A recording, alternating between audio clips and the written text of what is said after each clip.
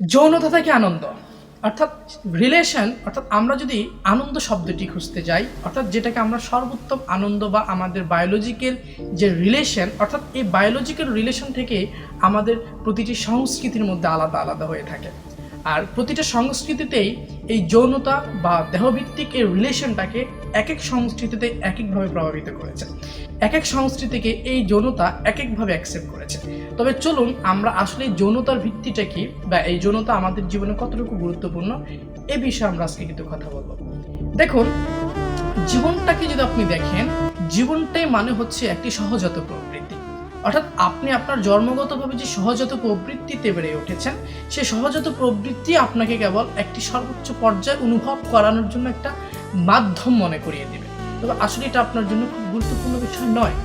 অনেকেই মনে করে যৌনতা বা যৌনতা সম্পর্কিত যে রিলেশন, অর্থাৎ এটার মধ্যে হয়তো মানুষ সর্বোত্তম আনন্দ খুঁজে পান। এই জন্য মানুষ কেবল এই লালিত স্বপ্নটাকে যৌনতার ভিতরে মানুষ নিয়ে যাচ্ছে। মানুষ মনে করেন যে এই যৌনতাই হয়তো জীবনের সবচাইতে মূল বিষয়। কিন্তু আমি মনে করব, দেখুন, এই যৌনতা কেবল শুধু মানুষের মধ্যে সীমাবদ্ধতা নয়, এটি প্রতিটা প্রাণীর এক এক মাধ্যমে এই বিষয়গুলো কিন্তু হয়ে থাকে। অর্থাৎ যেটাকে আমরা প্রাকৃতিক ন্যাচারাল অ্যাট্রাকশন বা আকর্ষণ বলে থাকি। এটা প্রাকৃতিক সিস্টেম অনুযায়ী একটা পরে কিন্তু এটা ভ্যানিশ হয়ে যায় এবং একটা সময় থেকে এটা আবার স্টার্ট হতে শুরু করে। অর্থাৎ এই স্টার্ট এবং শেষ হওয়ার যে বয়সসীমার যে মাধ্যমটা বা এই যে শুরু এবং শেষ, এই শুরু এবং শেষের যে মধ্যকার যে সময়টা, এই সময়ের মধ্যে আমরা এটাকে সবচেয়ে গুরুত্বপূর্ণ একটা বিষয় মনে করি। কিন্তু আদতে এটা কোনো জীবনের জন্য সবচেয়ে আনন্দকর মুহূর্ত হতে পারে না।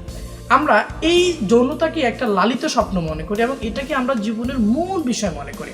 এই জন্য বর্তমান প্রেক্ষাপটে ইয়াং পার্সন যারা আছেন, তারা এই যৌনতাটাকে এতটাই ইম্পর্টেন্ট মনে করেন যে এটাকে ইম্পর্টেন্ট মনে করতে করতে জীবনের রহস্যটাকে তিনি খুঁজে পান না এবং একটা সময়ে সে এই আনন্দটাকেই তার জীবনের সবচাইতে ক্রিটিক্যাল একটি সমস্যায় রূপান্তরিত করেন। দেখুন, এই যৌনতা আমরা সহজভাবে কাউকে বোঝাতে পারি না। এই যৌনতা সম্পর্কে আমরা কাউকে কোনো কিছু বলতে পারি না। আমরা এই যৌনতা সম্পর্কে এই কথাগুলো আমরা কেমন জানি এড়িয়ে যাই। এই সম্পর্কে এড়িয়ে যাওয়ার এই কারণটাই হচ্ছে মূলত আমাদের এই সমাজের বিশৃঙ্খলতার মূল কারণ। আমরা যদি এই যৌনতা সম্পর্কে প্রতিটা মানুষকে যদি সচেতন করতাম, তাহলে হয়তো আজকে মানুষের যৌনতাকে খুব ইম্পর্টেন্ট কিছু মনে করতো না। জাস্ট এটা একটা সহজাত প্রকৃতি।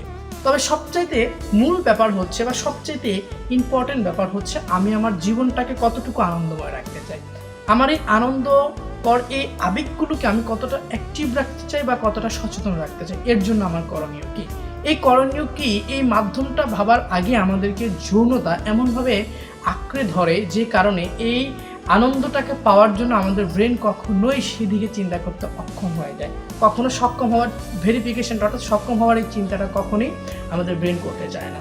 তো দেখুন, এই পরম আনন্দটা এটি আপনাকে এমন একটি উপলব্ধিতে নিয়ে যাবে যেটা কেবল আপনার সর্বোত্তম আপনার দেহতন্ত্রে এটি বিরাজমান থাকবে। কিন্তু যৌনতা একটি নির্দিষ্ট সময় থেকে একটি নির্দিষ্ট সময়ের মাধ্যমে আপনাকে কিছু আনন্দ বা অনুভূতির প্রকাশ আপনার ভিতরে তৈরি করতে সক্ষম হবে, কিন্তু এটা কিন্তু সারাক্ষণ আপনাকে আনন্দের ভিতরে রাখবে না। এর জন্য আপনাকে বুঝতে হবে যে যৌনতাই আপনার জন্য সবচেয়ে গুরুত্বপূর্ণ বিষয় নয়। সবচেয়ে গুরুত্বপূর্ণ বিষয় হচ্ছে আপনি নিজে কতটুকু সচেতন বোধ হয়েছেন এবং এই বোধ শক্তিটা কার কাছে আপনি সমর্পিত করেছেন, অর্থাৎ কার অনুপ্রাণিত দ্বারা। আপনি যদি কোনো মানুষের কাছে দীক্ষিত হয়ে থাকেন বা কোনো আধ্যাত্মিক সাধকের কাছে গিয়ে যদি আপনি দীক্ষা অর্জন করেন বা শিক্ষা অর্জন করেন, তিনি আপনাকে এই পরম আনন্দটার অনুসন্ধান দিতে পারবেন। তো সবাইকে অসংখ্য ধন্যবাদ এই ভিডিওটি দেখার।